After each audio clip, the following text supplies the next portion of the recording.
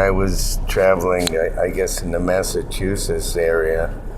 I came across Rhoda Nordic, who had written a book, a famous book in the psychic world with Dusty Bunker, and it was the Divine Triangle. It was a very detailed and long, but very accurate system of projecting what somebody's life would become.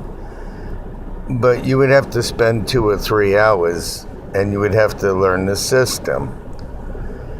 Naturally, like astrology, this system was very limited because it took a lot of time and work, and I developed a much quicker system with using the first 9 letters of someone's name plus their birthday.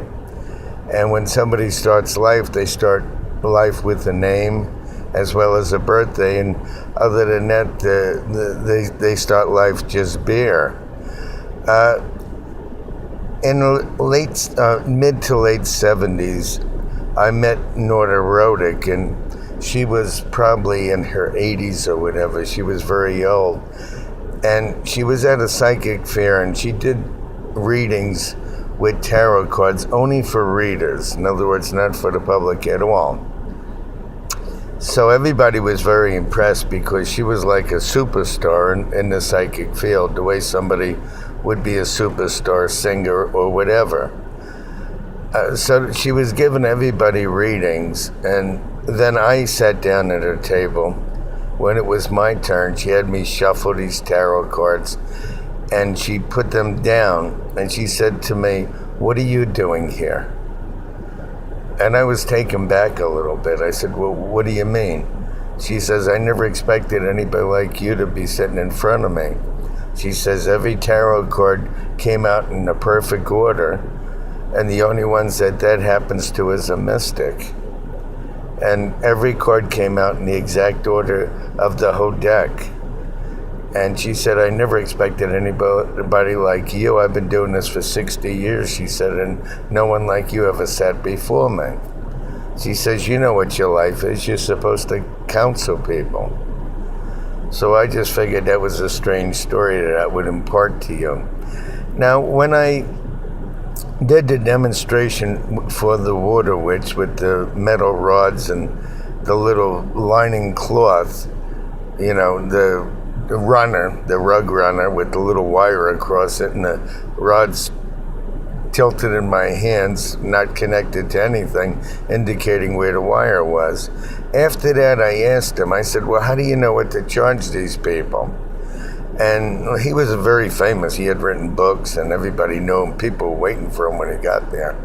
And he said, "It depends on the car in the driveway. I guess in those days, if it was a Volkswagen, he might charge $20, and if it was a Cadillac, he might charge $80. But this was years and years ago. One time, I met an ectoplasmologist, and somebody would say, "What the heck is that?" It's like ectoplasm. It's like the Ghostbusters. This person specialized in dealing with ghosts.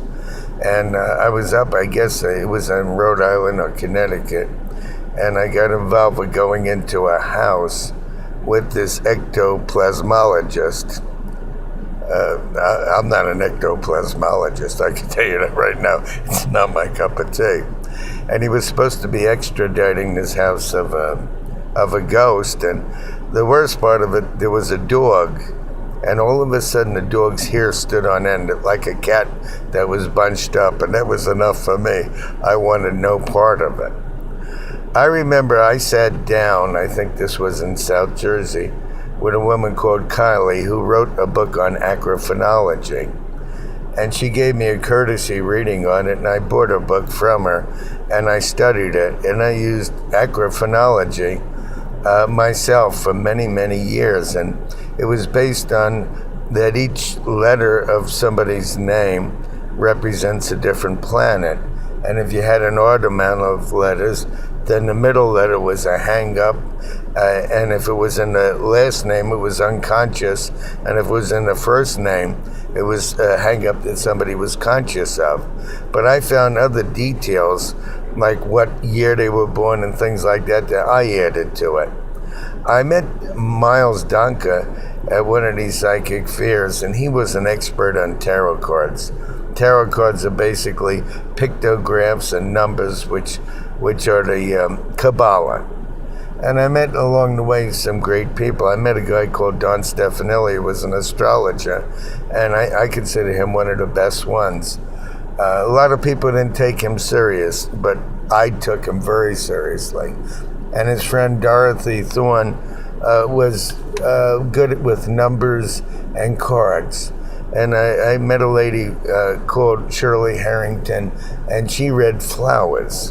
When you went to a psychic fair, it was like a whole variety of different things. And Therese, a person I got to know very well through the years, did a combination of things the way I did.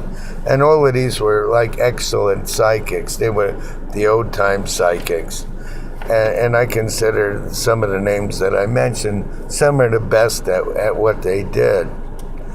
And Miles Donka, Don Stefanelli, there was a guy called Barry Ryan that was pretty good with regular cards. He was well known, and he also got involved with the Abominable Snowman. And I always tell people, like most people, they come to a psychic, a lady, she might have 2 birthdays, interested in 2 different people. That's kind of like standard stuff, but every so often, somebody unusual wanders in. And I guess those are the ones we remember. And these are the words of Alan V. And see some of my stuff on YouTube. I did magic shows, courtesy for years for nursing homes, medical day centers, hospitals, senior places.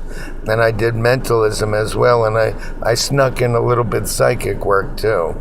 And some of my shows would confuse some people because I'm like certified in 2 different things. I'm certified in magic, I'm certified in psychic, I'm certified in mentalism, so to speak. Not really a sheepskin, but in my experience.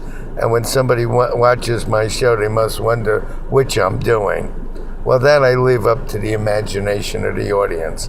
But look for Alan V on YouTube, magic, mental, magic, psychic, metaphysical. I have some lectures, some magic tapes, some mentalism. It would be very interesting. Take care.